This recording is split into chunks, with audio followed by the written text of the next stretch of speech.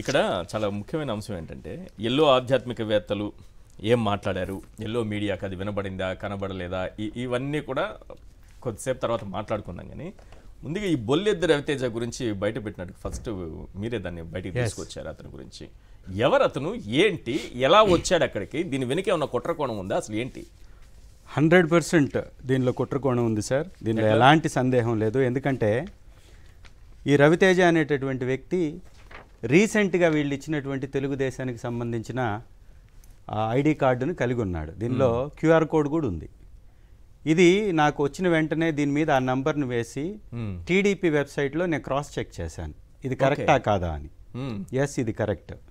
ఆ తర్వాత వారి కుటుంబానికి నెంబర్ చెప్తే అందులో టీడీపీ వెబ్సైట్ అది కూడా డౌన్లోడ్ చేసి ఈ పక్కనే నేను కాపీ చేసి పెట్టాను. ఇది ట్విట్టర్లో కూడా వేశాను నేను. ఈ నంబర్ మెంబర్షిప్ కార్డ్ నంబర్ కూడా 23911302. రెండవది తెలుగుదేశం కూడా నా ట్వీట్ని అది ఫ్యాక్ట్ చెక్ అని, నా ట్వీట్ని ఫేక్ అని వాళ్ళ ట్విట్టర్లో నా ట్వీట్ని వాళ్ళు ట్యాగ్ చేస్తూ ఇది ఫేక్ అని చెప్పేసి ఇది ఫేక్ అని వాళ్లే వేశారు. అదే నా ట్వీట్ని ట్యాగ్ చేసి. కానీ పక్కనేం రాశారంటే పెదకూడుపాడు నియోజకవర్గం తాళ్ళూరు గ్రామానికి చెందిన ఐలయ్య కుటుంబం మొదటి నుంచి కాంగ్రెస్లో ఉంది, ఇప్పుడు 2024లో తెలుగుదేశం పార్టీలో చేరాడు. అతను కుమారుడు తెలుగుదేశం పార్టీలో చేరద్దని వాళ్ళ తండ్రికి చెప్పినా వాళ్ళ తండ్రి మాట వినకుండా అతను చేరాడు. వాళ్ళ తండ్రి చేరాడు, కొడుకు మాట వినకుండా వాళ్ళ తండ్రి చేరాడు. 5 లక్షల రూపాయలు బీమా ఉంది అనేటటువంటి ఉద్దేశంలో చాలామంది తెలుగుదేశం పార్టీ యొక్క సభ్యత్వాన్ని తీసుకున్నారు, అలాగే ఇతను కూడా తీసుకున్నాడు అని రాశారు. ఇది సిగ్గని పెంచొద్దా ఇది రాసినటువంటి వ్యక్తి వదులుకోవడానికి సిద్ధపడ్డారా? అలా కాదు, మొన్నే కదా మీరు గొప్పలు చెప్పుకున్నారు టీడీపీకి సభ్యత్వాలు ఉన్నాయి. అవును, సభ్యత్వాల్లో మేము అగ్రస్థానంలో ఉన్నాం. తెలుగుదేశం పార్టీ అంటే సభ్యత్వాలు, మా కార్యకర్తలకి 5 లక్షల రూపాయలు బీమా ఇస్తున్నాం, వైఎస్ఆర్ కాంగ్రెస్ పార్టీకి సభ్యత్వాలు లేవని దీనిలో కూడా గప్పాలు కొట్టుకున్నారు కదా. అంటే ఈ సభ్యత్వాలన్నీ డొల్లతనమని మీరే దీనిలో రాసుకున్నారా? అంతే కదా. ఈ తెలుగుదేశం పార్టీ ఐడి కార్డు మీరిచ్చి ఆ కుటుంబంలో వాళ్ళ తండ్రి గారు అక్కడున్న స్థానిక ఎమ్మెల్యే పక్కన ఫోటో దిగి కండ వేసుకున్నది ట్యాగ్ చేసిన దాన్ని ఫేక్ అని చెప్పి మళ్ళీ నిజాన్ని మీరే ఒప్పుకున్నారంటే ఇంతకంటే సిగ్గుమాలినటువంటి తనం ఉందా? ఈ రాష్ట్రంలో తెలుగుదేశం పార్టీకి ఉన్నటువంటి సభ్యత్వాలు ఇలాంటి డూప్లికేట్ అనా మీరు చెప్పేది? రెండవది, ఈ వ్యక్తి మా సభలోకి ఎందుకు వచ్చాడు? నిజంగా దీనిలో కుట్రకోణం దాగిలేదా? వైఎస్ఆర్ కాంగ్రెస్ పార్టీ సభలకి జగనన్న వచ్చే కార్యక్రమాలకి లక్షల సంఖ్యలో ప్రజలు తరలి వస్తుంటే చివరికి రైతులను కూడా రౌడీలు అని ఉచ్చరించినటువంటి ఈ దొంగ బ్యాచ్, ఈ ఎల్లో బ్యాచ్ కావాలని దానిలో అల్లర్లు సృష్టించడానికే ఈ వ్యక్తిని పంపించారు అనేటటువంటి అనుమానం కూడా ఉంది దీనిలో. ఓకే, ఇంత పర్ఫెక్ట్గా ఫోటో దిగి ఎల్లో మీడియా చేతికి అందించారు, కావాలని. దాని మీద మళ్ళీ ఎల్లో బ్యాచ్ పొద్దున్నే 5 గంటల నుంచి మురుగుతూ ఆ ఛానళ్ళన్నీ వైఎస్ఆర్ కాంగ్రెస్ పార్టీ మీద పడిపోయాయి, జగన్మోహన్ రెడ్డి గారి మీద పడిపోయాయి. మరి దీనికి ఎవడు సమాధానం చెప్పాలి? సిగ్గుపడరా మీరు కొంచెం కూడా? అంటే ఒక తప్పుడు సమాచారాన్ని నిస్సిగ్గుగా నిర్లజ్జగా ప్రచారం చేస్తూ దాని మీద డిబేట్లు పెట్టేటటువంటి వాళ్ళ కళ్ళు పోయాయా అని అడుగుతున్నాం. మీరన్నట్టుగా ఆ కళ్ళల్లో సీసం పోసుకున్నారా? రెండవది, దానిలో ఉన్నటువంటి డైలాగ్ జగన్ సార్ అన్నది ఏంటండి? చంద్రబాబు నాయుడు గారినో లోకేష్ గారినో పవన్ కళ్యాణ్ గారినో అలా చెయ్యమని వీరేం చెప్పలా. జగన్మోహన్ రెడ్డి గారిని, జగన్మోహన్ రెడ్డి గారు తెలుగుదేశంని రప్ప రప్ప నరుకుతానంటున్నాడు, తెలుగుదేశం పార్టీని. అంటే ఆ పార్టీలో న్యాయం జరగలేదు కాబట్టి ఆ పార్టీని నామరూపాలు లేకుండా చేస్తా ఉంటున్నారు. మీలాగా సిగ్గుమాలిన నీతి మాలిన మాటలు మాట్లాడలేదే. రెండవది, ఈ తలలు నరుకుతాము అనేటటువంటి డైలాగులు ఎవరు మొదలుపెట్టింది? ఇదే పవన్ కళ్యాణ్ అనేటటువంటి వ్యక్తి వైఎస్ఆర్ కాంగ్రెస్ పార్టీ ఎమ్మెల్యేలని నా కొడకలు రండ్రా చూసుకుంటాం, మీ అంతు తేలుస్తాం, రండ్రా నా కొడకల్లారా అన్నటువంటి వ్యక్తి పక్కన కూర్చొని ఉన్నప్పుడు మదనపల్లి సభలో పవన్ కళ్యాణ్ గారు ముందు నో పవన్ కళ్యాణ్ గారు సినిమా డైలాగులు సినిమా హాళ్ల దగ్గరే వదిలేయాలి కానీ ఇలాంటివి రాజకీయాల్లో అసలు ఉండకూడదని చెప్తున్నారు.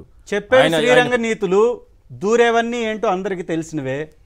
ఆయన సూక్తులు చెప్తుంటాడు, ఆచరించడు, చెప్పారు. మీకు ఆ విషయం తెలుసా? ఇది ఒక్క నిమిషం విన్నాను సార్, విన్నాను. ఇది కూడా జనాలకి తెలియాలి. అసలు తలలు నరుకుతాననేటటువంటి డైలాగులను మొదలు పెట్టింది ఎవరు? రాజకీయాల్లో ఒక నీచమైనటువంటి పాత రాజకీయాన్ని మొదలుపెట్టింది ఎవరు? ఆ సంస్కృతి ఎవరిది? ఏ విధంగా వంగవేటి మోహన్ రంగా గారు హత్య గావించబడ్డాడు? నడి రోడ్డుపై ఎవరు ప్రభుత్వంలో హత్య గావించబడ్డాడు? ఎవరి చేతుల్లో హత్య గావించబడ్డాడు?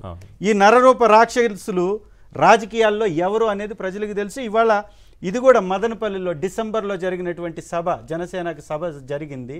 దానిలో రాప్తాడుకు సంబంధించినటువంటి మురళి అతని వ్యాఖ్యలు ఒకసారి వినండి. వైసీపీ నేతలకు సవాల్ విసిరారు. సార్ మమ్మల్ని ఎరికి పట్టుకొని మనం నీతిగా ఉందాం, ప్రతి ఒక్కరికి మర్యాద ఇద్దామంటూనే మేము తగ్గుతున్నాం. మేమంటూ మా సార్ అంటూ వదిలేసి ఏమైనా చేయండి రా అంటే మీ తలకాయలు నరకడానికి మేము ఎటువంటి ఆలోచన చేయం. ఏ జన సైనికుడు కూడా సార్ చెప్పిన మాట కట్టుబడే మేము ఎనికి తగ్గుతున్నాం తప్పితే మీ మీద భయంతోనే కాదు. మేము ఇది సభాపూర్వంగా ఇదే చెప్తున్నాను. ప్రకాష్ రెడ్డే కాదు, జిల్లాలో ఎటువంటి రెడ్డి అయినా కానీ మేము రెడీ. మీరు రెడీనా? నిండు సభలో పవన్ కళ్యాణ్ జిల్లాకు చెందిన జనసేన నేత మురళి సంచలన వ్యాఖ్యలు చేశారు. తమ పార్టీ అధినేత పవన్ కళ్యాణ్ ఆదేశిస్తే వైసీపీ నేతల తలలు నరుకుతామన్నారు. పవన్ కళ్యాణ్ పక్కనే కూర్చొని నవ్వుకుంటున్నాడు. ఆయన విన్నారా? నాకు ఆయన వింటే ఒప్పుకోరు కదా ఇలాంటివి. ఇప్పుడు జగన్మోహన్ రెడ్డి గారు ఏదో సినిమా డైలాగ్ అంటే కదా అన్నందుకే ఆయన ఒప్పుకోలేదే. తెగ నరుకుతామన్నారు. కేసులకు భయపడేది లేదు అన్న మురళి, మీరు రెడీ అయితే మేము రెడీ అంటూ పవన్ కళ్యాణ్ ముందే వైసీపీ నేతలకు సవాల్ విసిరారు. ఇదిగోండి, పవన్ కళ్యాణ్ పక్కనే కూర్చొని ఒక టాప్ ఛానల్లో వచ్చినటువంటి స్టోరీ ఐటమ్ కూడా ఇది. ఇదేదో మేము సృష్టించింది కాదు. పవన్ కళ్యాణ్ నవ్వుకుంటున్నారు. అతను తలలు నరుకుతాను, ప్రకాష్ రెడ్డి కాదు ఏ రెడ్డిదైనా తలలు నరుకుతాము అని మాట్లాడుతుంటే డిసెంబర్లో జరిగినటువంటి సంఘటన ఇది. ఓకే, ఈ సంస్కృతి సమక్షంలో ఈ సంస్కృతి ఆ రోజు నుంచి కొనసాగుతూనే ఉంది. మరి బుచ్చేశ్వర చౌదరి ఈరోజు సూక్తులు చెప్పడానికి వచ్చాడు. వయసు పైపడింది కానీ బుద్ధి పెరగల ఈ వ్యక్తికి. ఈ బుచ్చే చౌదరి అనేటటువంటి వ్యక్తి యొక్క రాజకీయ ప్రస్థానం చూసుకుంటే ఎక్కడేసినటువంటి గొంగలు అక్కడే ఉంది. ఇలాంటి దిగజారిన రాజకీయానికి కేర్ ఆఫ్ అడ్రస్ కాబట్టి అతని రాజకీయ స్థితి ఏంటంటే చంద్రబాబు గారి కంటే ముందు నుంచి రాజకీయాల్లో ఉన్నటువంటి వ్యక్తి. ఏం ఉపయోగం? మంత్రి పదవి ఎక్కడున్నాడో అక్కడే ఉన్నాడు. ఇప్పుడు కూడా ఈ నీతి మాలినటువంటి వ్యాఖ్యలు ఏమంటున్నాడు ఇతను? జగన్మోహన్ రెడ్డి గారిని చంపేస్తే తప్పేంటి అంట, నీ తల నరికేస్తే తప్పేంటి అంట. సిగ్గు లేదా? ఇంత వయసు వచ్చిందే, బుద్ధి లేదా, జ్ఞానం లేదా? జగన్మోహన్ రెడ్డి గారు ఏ రోజన్నా ఆయన నోటి ద్వారా ఒక నాయకుడిని కొట్టమని, తిట్టి లేదా ఈ విధంగా నరకమన్నటువంటి భాషను ఎప్పుడన్నా విన్నావా నువ్వు? బుచ్చయ్య చౌదరి గారు మిమ్మల్ని గారు అనడం కూడా, మీ ఇంత సంస్కారం లేనటువంటి మిమ్మల్ని గౌరవించడం కూడా వృధానే. నిజంగా ఇలాంటి మాటలు మాట్లాడిస్తుంది ఎక్కడ అంటే తెలుగుదేశం పార్టీ ఆఫీసులో కూర్చొని మాట్లాడుతున్నాడు. ఒక నిండు శాసనసభని నడపాల్సినటువంటి వ్యక్తి పాముతో పోల్చి ప్రతిపక్ష నాయకుడిని మాట్లాడింది మీ పార్టీలో. చంద్రబాబు నాయుడు గారే ఏకంగా మొన్న ఛానల్స్లో ఒక సంవత్సరమైన సందర్భంగా 4-5 ఛానల్లో 4-5 ఛానల్లో ఇచ్చినటువంటి ఆ ఇంటర్వ్యూలో ఆ పక్కనున్నటువంటి బుద్ధి లేనటువంటి యాంకర్, మీరు లేకుండా ఎలా చేస్తారు, ఈ సంవత్సరంలోనేనా, ఇప్పుడేనా అంటే ఆల్రెడీ మొదలు పెట్టేశాను, అది త్వరలో కంప్లీట్ చేస్తాను, భౌతికంగా లేకుండా చేస్తామంటారు. అంటే జగన్మోహన్ రెడ్డి అనేటటువంటి ఒక 50 సంవత్సరాల లోపల ఉన్నటువంటి ఒక నాయకుడిని చూస్తే ఎందుకు ఇంత చెడ్డీలు తడుపుకుంటున్నారని అంటున్నాను నేను. ఎందుకు ఈ విధంగా నీతి మాలినటువంటి వ్యాఖ్యలు చేస్తున్నారని అడుగుతున్నా. నీ బతుకెప్పుడు మంచి చేసినటువంటి చరిత్ర లేదు. ఈ రాష్ట్రంలో నిన్ను పట్టించుకునే నాదుడు లేడు.